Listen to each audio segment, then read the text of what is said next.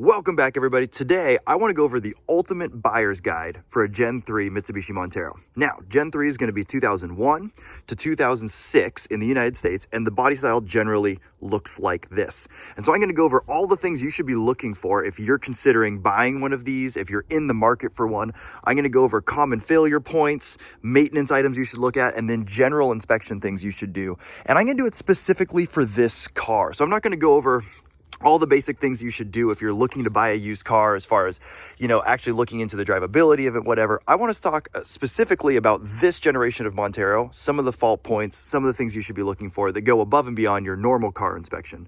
So let's get into it and let's talk about what to look for. Now, the first thing you're going to want to consider when you're doing this is what year vehicle you're actually looking at. So there are some differences in the Gen 3, and I want to talk specifically about this front bumper here. You see it's curved instead of it's not as boxy, and that's going to be your biggest indicator of whether or not it's a 2001, 2002, or 2003 through 2006. This is a 2006 model. This is my buddy's car, and it's mostly stock, which is why I wanted to film with it to show you guys what this kind of looks like in stock form. But if you have a 2001 or 2002, you're going to have a different powertrain and different transmission in this. So it's probably going to come with it's definitely going to come with the 3.5 liter and a 4-speed transmission. And so that's good to know because that's going to be different than the 2003 to 2006, which is going to have the stronger, better 3.8 as well as a 5-speed transmission. That's the one that you typically want. Some people really like the older style of the front bumper with the 2001 and 2002, but if you want the stronger drivetrain, you're going to want to do 2003 to 2006. In addition, you also get traction control, and we'll talk about some of the faults with that as well. All right, so since I mentioned the different powertrains, this is the 3.8. And very similar configuration, but this one's going to have a little more displacement and just a little more power. This tends to be the better motor out of the two. So if you're shopping between them, that's a big thing to consider. So a couple things you want to pay attention to on the motor. This goes for all of the years of the Gen 3 is ask the owner how much oil it consumes. This one has about 210,000 miles on it right now, and I have yet to find a Montero that doesn't use some oil. I've done a video about this, but the valve stem seals in the head go bad and they burn oil. It's a known problem. All these cars are over 20 years old, so almost all of them are doing it. So if the previous owner says he has no idea or he's never checked the oil, that might be a bad sign. Pull the dipstick out, see how low it is. They almost all use oil, and you can gauge kind of the condition it's in based on how much. Right now, my Gen 3, it's the exact same year or exact same configuration. It's a 2003. It burns about a quart of oil every 1,000 miles. So that's not that good, but this one burns a little less. But that'd be a good thing to know when you're talking to the previous owner. Ask them how much oil it burns. In addition, you'll notice over here, this is the brake booster. Now, this is the 2003 to 2006 model because it has traction control. You can recognize that because it's gold here. The 2001 and 2002 have a black one. It's more of an orb. It's tiny in here.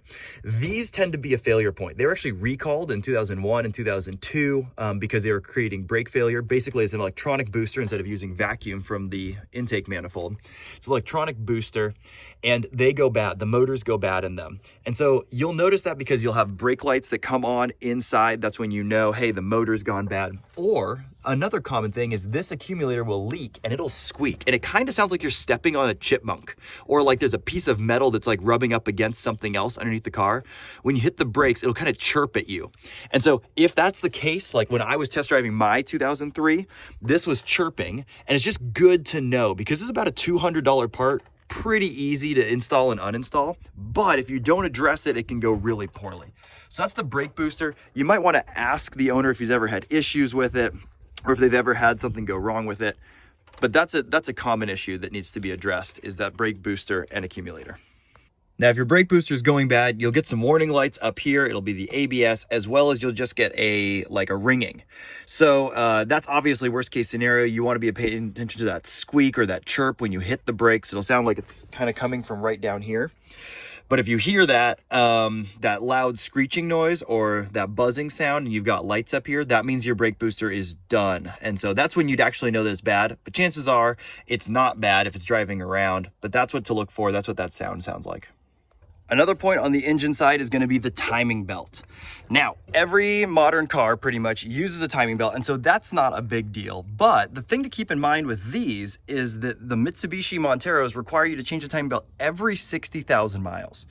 A lot of cars are now up to 100,000 miles. 60,000 miles is almost half of that. And so you've got to check the service history. Look at the miles, see when they last did a timing belt, because if that goes bad, it's going to be game over for the motor.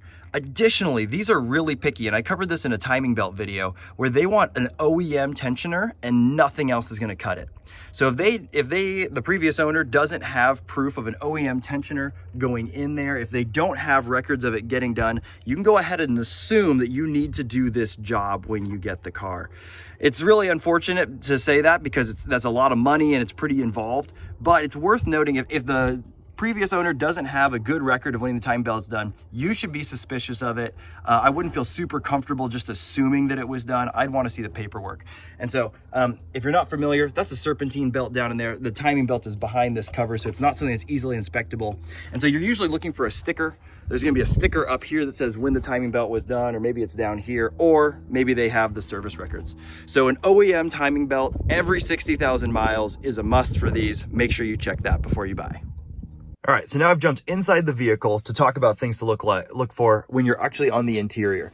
Now, the test drive, obviously, you're going to be going through the motions. You're going to be figuring out, does the steering wheel shake? Does it pull left or right? You want to figure that out. Does any of this climate control stuff not work? Those are good things to figure out. But let's fire this thing up and put it in reverse. And yeah, you just want to feel it out, feel how good it drives, that kind of thing. But the big thing to keep in mind here is the transfer case. So you can see right there, it's got these fun little indicators, and that's this guy right here. And so what you want to do is you want to shift through these, and you can kind of see how it reacts, what it wants to do. And if you have any flashing lights on here, that's going to be a big indicator that something needs work or something needs attention. So right now, I'm going to shift it into all-wheel drive. Usually that requires you to move around. Okay, went into all-wheel drive, no problem. Let's put it in 4 high. Yep. And then 4 low, you're going to have to shift into neutral when you're on your test drive to get into 4 low. Now that's good to go. Drive it around a little bit in 4 low. You should expect to see this light come on. That is the stability control turning off. That's totally normal. So you just want to make sure it shifts through all of these really smoothly. If you get any flashing lights, that means that it's a little confused about what's going on. Also, it's letting me know that my seatbelt is undone. And so that might require a little bit of maintenance to figure out, is it a vacuum line? Is it an actuator? Is it a transfer case switch? What's causing it to not work out? So it's worth noting, you're watching me drive back and forth and kind of move in and out. And the reason I'm doing that is it takes a little bit of forward momentum to shift between these three. So the wheels have to actually be turning for the transfer case to adapt. And so that's why I'm moving back and forth. And so when you're sitting here and you're test driving this, you're going to want to move it back and forth and make sure that works, as well as make sure that this, the sport shift or the manual shifting works when you're going through it. It's a good way to just test. If the transfer case is not working out, it could be something really simple like the actuator, which I'll show you here in a second, or it could be something more complicated that would cause you to have to run through it. But make sure all of these work and are shifting smoothly. Otherwise, you could end up with quite a pain as you try to diagnose it and fix it. All right, so I mentioned inside that it could be your solenoids, and that's what these are right here. Pretty simple part, and it could be a couple other things, but this is one that a lot of people go to. This just reroutes the vacuum lines when you activate or deactivate four-wheel drive. And so I just wanted to show you guys where that is in here. It's a very easy piece to replace, and so it's not a huge deal. Transfer case switches and that kind of thing that are up between the body and the transfer case, that's gonna be a lot harder. But this is one that a lot of people accuse for that flashing four-wheel drive light, but it could be a lot of different things. So anyways, I wanted to just show you guys that. That's something to look for. If it's been replaced recently, that maybe is a good sign. They do tend to wear out, but it's not a big deal. Another common issue with these is that you might get a vibration or a hum at about 2,000 RPM. Usually as you go up in the rev range, it goes away, and as you go down through it, it kind of hits it again and then goes away. I'm gonna show you guys what that is. So if you go underneath the car, and you look at these transmission bushings, this is where the transmission mounts, right here. And these bushings tend to go bad. Now, they're not very expensive and they're readily available, and it's pretty easy to just get an impact and drive those down, replace them and put it back up. But that's why you might get that vibration. They tend to do it because the unibody is pretty stiff and the transmission is just held in right here. And so it's very normal. It's gonna sound like maybe something's going wrong, or it's gonna feel like maybe something is shaking that shouldn't, but it's just this guy. And I've had really good luck replacing these and it goes away.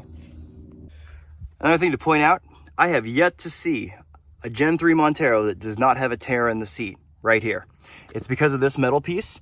Every single one I've seen has a tear in this leather. So if you're thinking that that's a deal breaker, good luck finding one without it. Find a nice seat cover, even some duct tape takes care of it. But every single Gen 3 I've ever seen, it's got a hole right there. Another interior note is check out the operation of the sunroof. Now, you might want to ask the owner before you do this, because if you open it and you're not able to shut it, that's a huge pain in the butt. I think there's a mechanical way to shut it, but I don't know. But that's something to consider, is sometimes the motors in these go out. So ask the guy you're buying from, hey, if you opened this recently, you can open it up, check that it works. Usually you can get away with just siliconing the rails here, and that'll help it slide in and out. It's a bigger problem on the Gen 2s, but on the Gen 3s, also worth checking this out before you commit to opening it or commit to buying it. All right, another thing to look at when you're considering buying one of these is that, like I said, these are all 20 years old or older. And so you've got to keep that in mind when you're thinking about suspension components, bushings, and anything that's going to wear out. And so this one's a prime example, and we're about to put a lift kit on this. But as you can see, the front doesn't have a lot of extra weight on it, and it's sitting okay. These are 32-inch tires on some method wheels that are going to push it a little further out. But it's sitting okay. But in the back here, my buddy's got this loaded up with like normal camping stuff, not a ton of weight, not a lot of stuff on the roof, and this is on the bump stops. So it's sagged all the way down. The shocks, they're old, but also the springs are old. And so this is on the bump stops. It's not actually gonna do well off-road. It's gonna ride really rough. It's bad for the car. It's bad for the suspension components. But that's something you're gonna wanna consider when you're getting into this, is how worn out is all of that? And are you willing to replace it? If you're gonna put a lift kit in this, you're looking at about $800, maybe $900, depending on your components. It's obviously a great upgrade, but maybe that's not what you're after. And so it's just worth mentioning, like, this probably sat just fine when it was unloaded, but as soon as you put any weight in it, now it's squatting. So that's something to keep in mind when you're looking at this as well. All right, now I've jumped underneath the car to show you guys another one that is worth considering, especially if you plan on changing up the suspension, lifting this, or anything like that, is that I've mentioned this several times in a lot of videos, but the rear alignment bolts love to seize on this car. So here's your rear alignment cams. This is gonna be for your camber, and then right in front of them, those are your arms for the toe right there.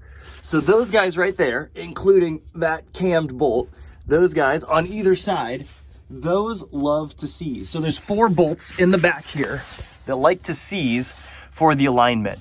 How can you prevent this if you're buying one? The best thing is to see when's the last time they got an alignment and how did the alignment go. If they haven't gotten alignment in years and years and years, these are probably seized. If they got one within the last 6 months and they were actually able to make adjustments, then you're probably good to go. But that's another thing to keep in mind, especially if you're gonna lift it, because check out my video on how to do a lift kit on these. If you have to cut those out to get your tires to align, it's a huge pain in the butt. So you just have to be prepared for that going in. It's no big deal. You might be able to negotiate with the seller, but to figure out, hey, when's the last time this was aligned? How's that going? That's gonna be important for you. Okay, so to wrap up this video, I want to talk about the drivetrain components in each one of the Gen 3 options. There's a lot of different options, and I'm not going to be able to get into all of them, but I want to talk about some of the major ones because it might help in your decision making. And I'll explain to you guys why I think the one that I've got, the 2003 to 2006, is going to be the best for you. So let's talk about the 2001 to 2002 and then the 2003 to 2006. Those are going to be your big changes. In 01 and 02, they had a different body style. So again, it's going to have that kind of like boxy front end, as well as I think the bumpers were a little bit different in the back, and the cladding on the side is going to be a different color. So it's going to have a two-tone paint to it. Other than that, they look relatively the same, but the options are a little different. So the most basic base model option for 2001 and 2002 is going to be called an XLS. This is where you're going to get a basic interior, so no frills, basic stereo, cloth seats, even manual seats. I think this is going to be your base option. And as far as like amenities go, it's pretty easy to see the differences, but under the hood, underneath in the transmission and the differentials is where I think they really change it up. So for the XLS model, you have the 3.5 single overhead cam that came in the late model Gen 2s. This is an okay motor. It's pretty simple, but it's the 3.5. It's going to have a 4-speed transmission. I do not like this transmission. 4 speeds is just not quite enough gears. Modern transmissions have way more. Later on, they move to a 5-speed. That one's better. But they have a 4-speed. The transfer case is going to be manual. So the transfer case is actually only going to have 2 high, 4 high, and 4 locked. Sometimes that's a plus, sometimes it's a drawback. Obviously having the manual shift is good, but the loss of all-wheel drive, I'm not so sure I love it. But that's something to keep in mind. That one's going to have a manual transfer case. And then it's going to have 4.9 diff gears. Some of them are going to be open, some of them are going to have a limited slip. So the big reason for the change in diff gears here is because the 4-speed doesn't have as much variability in its gears. It needs to make up for it on your final drive in the diffs. And so it has a 4.9, and a lot of people say the 4.9 is better for off-road, but if you pair it with this transmission, it's kind of a wash. So if you really want to modify it, you can take the 4.9 out of this, you can put it behind a 5-speed, and then it's awesome. It's worth mentioning, there's a kind of a limited package, and it's not really obvious how you figure out what it is other than actually seeing it in person. But there's some XLS models that came with all of this stuff. They have a 4.9 and a limited slip differential. That's a really good setup. The only way that I can tell to figure out if that's the case is if it has a sunroof. The other models in the XLS do not have a sunroof, but that one does. So if it has a sunroof, it probably has an LSD in it. You can see it in the back. So this is the most basic, and it was only offered for 2001 and 2002. The higher end version of the 2001-2002 is the limited. Same 3.5 motor, good motor. It's it's pretty solid, but they moved to a 5-speed automatic transmission, and this is the same as the one here. This 5-speed, much better. They got rid of the manual transfer case and switched to an electronic transfer case. Again, same as the later model, which we'll talk about. And that one has all-wheel drive as well as 2 4-locked and 4 low. And that one is okay. I've got a whole video about not really loving that transfer case, but it's pretty good in this case. They moved to a 4.3 gear ratio, so anything that's limited is going to have a better transmission, and therefore the final drive in the diffs changes. So they moved to a 4.3, which is worse than a 4.9, all things the same here, but because you have a 5-speed, it's pretty much a wash. And then almost all, if not all limiteds, came with an LSD in the rear. And so you have better transmission, limited slip in the rear. It's going to be a lot more like the old generations of Montero, where they almost all had limited slips. This one's an okay one. Plus you get leather interior, you get climate control in the rear, you get some nicer amenities like in the stereo, and most of the time came with a sunroof. Okay, so there's the 01 and 02, and then they switched in 2003 and they got rid of the XLS model. They pretty much all went limited. All the badges say limited, with the exception of the 20th anniversary, which is the one I have, which was made in 2003, which is just an upgraded appearance package. It's all white. That's pretty much it, and it has some different interior bits, but it's pretty much the same. So in 2003 to 2006, they were all the same trim. So you can't find an XLS in the United States in a 2003 to 2006. So they all got leather interior, big sunroof, nicer upgraded stereos, that kind of thing on the interior. And then they all have the same drivetrain. So they moved to the 3.8 liter motor, which a little more complicated, much better, a lot more power. I like this one quite a bit. I've enjoyed mine. So I think this is an improvement. They borrow the same 5-speed transmission. They kept that same electronic transfer case and same diffs, same exact diffs as before, except they moved to an open differential, which is kind of worse. Obviously, anytime you go to an open diff over an LSD or a locker, that's bad.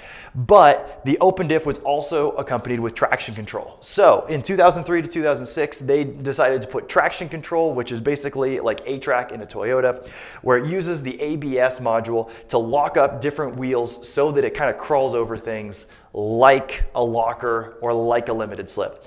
Again, I have lots of videos on this. I find that system to be pretty good. Would I trade it over an LSD? I'm not 100% sure, but with all the things stacked together, this is my #1 pick for if you have a choice, all things considered equal between all of these, I'd be shooting for a 2003 to 2006. And it's gonna have all of these options pretty much no matter what you get.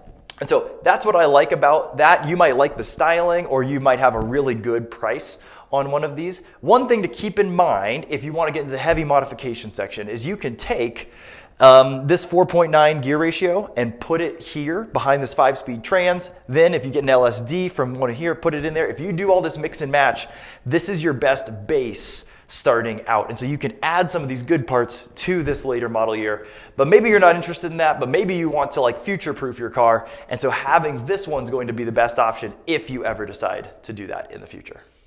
So there you guys go. There's my ultimate buyer's guide for the Gen 3 Montero. Now, like I mentioned in the beginning, this isn't going to be a buyer's guide to cover all the different aspects of buying a used car, but I want to let you know some of the major issues to look out for when picking one of these up.